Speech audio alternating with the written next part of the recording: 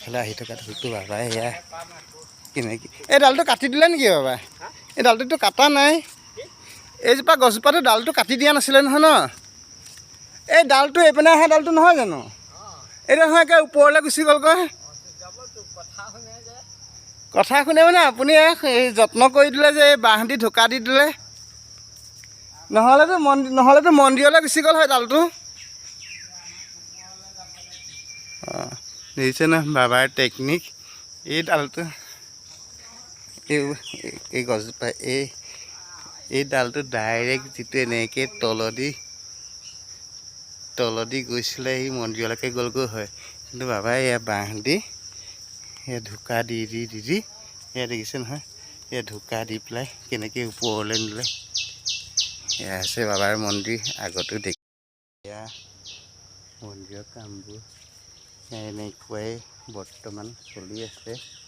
এনেকৈ চলি থাককচোন, পিছত দেখা যাব কি হয় কি নহয়, কেনেকৈ কি কৰিব পৰা যায়।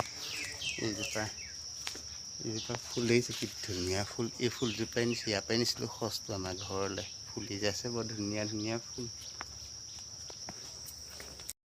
বাবাৰ মন্দিৰৰ বেক চাইড দেখিছে নহয় পৰিৱেশবিলাক। ইয়াৰ বাঁহ বাবাই নিজ হাতে ৰুই থোৱা এইবোৰ।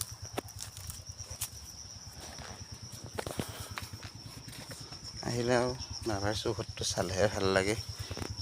কি ধুনীয়াকৈ চাফ চিকুণ কৰি ৰাখিছে।